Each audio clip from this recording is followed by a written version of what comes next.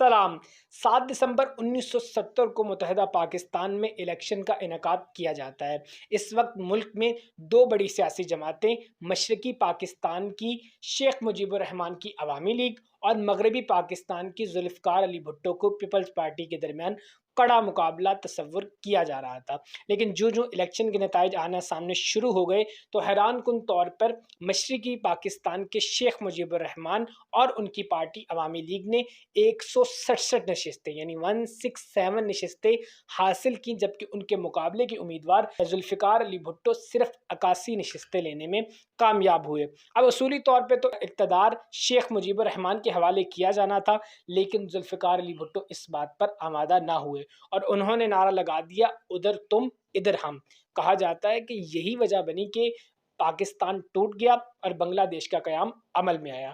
آج ہم آپ کو لے کر چلتے ہیں اس الیکشن سے ٹھیک 3 ماہ بعد 7 مارچ 1971 پلٹن میدان ڈھاکہ میں، جہاں شیخ مجیب الرحمان نے جلسہ عام سے خطاب کرتے ہوئے پہلی بار بنگلہ دیش کی آزادی کا مطالبہ کیا۔ پلٹن میدان ڈھاکہ میں ہونے والی اس تقریر کے بارے میں کہا جاتا ہے کہ اس دن وہاں 10 لاکھ سے زیادہ لوگوں نے شرکت کی۔ جلسے کی شرکاء کی اصل تعداد جو بھی ہو، لیکن یہ کہنا غلط نہیں ہوگا کہ وہ ایک منظم اجتماع تھا جس پہ سٹیج تک پہنچنے کے لیے مخصوص رستہ بنایا گیا تھا۔ شیخ مجیب الرحمان کی گاڑی پروٹوکول کے ساتھ سٹیج تک پہنچی۔ وہاں موجود رہنماؤں نے ان کا خیر مقدم کیا اور وہ رسیوں کا سہارا لے کر عارضی زینے پر قدم بقدم اوپر جانے لگے۔ عین اس وقت جب ان کا پہلا قدم سٹیج پر پڑ رہا تھا، ایک نعرہ بلند ہوا، امار دیش تمہار دیش، بنگلہ دیش بنگلہ دیش۔ شیخ مجیب الرحمان اس دوران اپنے ساتھیوں کے ہجوم میں سٹیج پر دھیرے دھیرے آگے بڑھتے گئے اور کنارے پر پہنچنے پر ہاتھ لہرا کر عوام کے نعروں کا جواب دیے۔ عین اسی لمحے ویڈیو پر ایک غیر معمولی منظر دکھائی دیتا ہے۔ ان کے سر کے بالکل اوپر بنگلہ دیش کا جھنڈا لہراتا ہوا دکھائی دیتا ہے۔ واضح رہے کہ یہ بنگلہ دیش کے قیام سے ٹھیک 8 ماہ پہلے کی بات ہے۔ شیخ مجیب الرحمان نے اس دوران اپنا بایاں گال کھجایا اور عوام کو پرسکون رہنے کا اشارہ کرتے ہوئے روسٹرم پر آئے، اینک اتار کر سامنے رکھی اور نہایت سکون سے تقریر کا آغاز کیا۔ انہوں نے شرکائے جلسہ کو دھیمے انداز میں مخاطب کیا، بھائی امار یعنی میرے بھائیوں۔ حاضرین کو مخاطب کرنے کے بعد انہوں نے نہایت مختصر الفاظ میں متحدہ پاکستان کے 26 برس کی تاریخ اور اس عرصہ کے دوران لگنے والے مارشل لاؤں کا تذکرہ کیا۔ اس کے فوراً بعد ہی انہوں نے اس وقت کی صورتحال کا جائزہ پیش کیا۔ انہوں نے شکوہ کیا کہ میں نے مطالبہ کیا تھا کہ قومی اسمبلی کا اجلاس 15 فروری 1971 کو طلب کیا جائے۔ اکثریتی جماعت ہونے کے رہنما کی حیثیت سے اسے یعنی جنرل یحییٰ کو ان کی بات ماننی چاہیے تھی، لیکن جنرل یحییٰ نے تاخیری حربے استعمال کیے۔ اقلیتی جماعت کے رہنما مسٹر بھٹو سے مشورہ کیا اور 3 مارچ کو اجلاس بلوا لیا۔ ہم اس پر بھی آمادہ ہو گئے، لیکن واضح کر دیا کہ 6 نکات پر کوئی سمجھوتا نہیں ہوگا۔ دوسری طرف بھٹو نے ڈیڈ لاک پیدا کر دیا اور کہا کہ اگر یہ اجلاس ہوا تو مغربی پاکستان کو جام کر دیا جائے گا۔ ان دھمکیوں کے باوجود اجلاس کی تیاریاں جاری رہیں، لیکن پھر اجلاس ملتوی کر دیا گیا اور کانفرنس بلوا لی گئی۔ کیسی گول مس کانفرنس؟ کیا میں ایسی کانفرنس میں بیٹھوں جہاں ان کی ماؤں کی گودیں اجاری گئیں؟ اس کے بعد میں نے مجبور ہو کر تحریک عدم تعاون سول نافرمانی کی تحریک شروع کی، پھر مجھ پر اور بنگالیوں پر الزامات کی بھرمار کر دی گئی۔ اب 25 مارچ 1971 کو ایک بار پھر قومی اسمبلی کا اجلاس بلایا گیا ہے۔ اس اجلاس میں شرکت کرنی ہے یا نہیں کرنی، اس پر ہم بعد میں فیصلہ کریں گے۔ سب سے پہلے ہمارے 4 مطالبات تسلیم کیے جائیں۔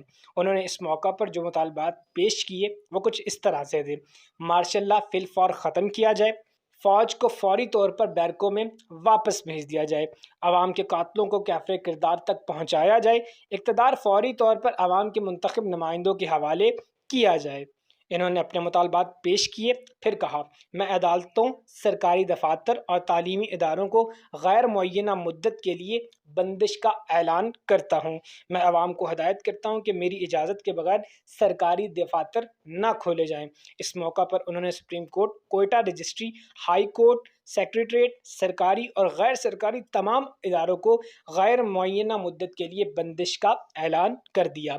उन्होंने कहा कि मशरक़ी पाकिस्तान से कोई रकम मगरबी पाकिस्तान नहीं जाएगी, हर चीज़ को जाम कर दिया जाए। टेलीफोन और टेलीग्राफ सर्विस सिर्फ मशरक़ी पाकिस्तान तक महदूद रहेगी। अगर खून रेज़ी की जाए तो अपने घरों को काले बना लिए जाएं। दुश्मन से निपटने के लिए जो किया जा सकता है वो किया जाए। सड़कें बंद कर दी जाएं। उन्होंने हुक्मरानों या फौज का नाम लिए बगैर कहा कि उनकी खुराक और पानी तक बंद कर दिया जाए। इस वक्त तक कोई टैक्स ना दिया जाए जब तक हमारी सरजमीन आज़ाद नहीं हो जाती। इन ऐलानात के बाद उन्होंने कहा कि अगर हम अपने इख्तलाफात हल करने में कामयाब हो जाते हैं तो उम्मीद का दरवाज़ा खुला रहेगा, दूसरी सूरत में हम कभी भी एक दूसरे का मुंह नहीं देखेंगे।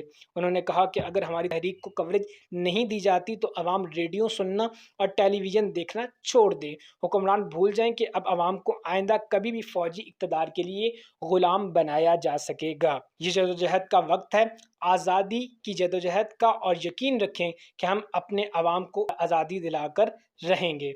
उन्होंने अपने तकरीर के इख्तिताम पर जॉय बंगला के अल्फाज से इख्तिताम किया। जॉय बांग्ला। इस तारीख साज़ तकरीर को मगरबी पाकिस्तान में अपने मुताबिक काट छांट करके इस तकरीर को शाया किया गया। अब ये तकरीर थी जिसने बंगालियों के अंदर एक नई रूह फूंकी और यहाँ से एक नया सफ़र शुरू हुआ जो कि पाकिस्तान यानी मगरबी पाकिस्तान के लिए तो स्यारात कहा जा सकता है, लेकिन मशरक़ी पाकिस्तान और मौजूदा बांग्लादेश के लोगों के लिए एक उम्मीद की किरण और एक नई शोला जो उनको आज़ादी की तरफ लेकर जा सकता था वो साबित हुआ। इसी के साथ अपने मेज़बान अरसलान महमूद को इजाज़त दीजिए। अल्लाह हाफ़िज़ नासिर।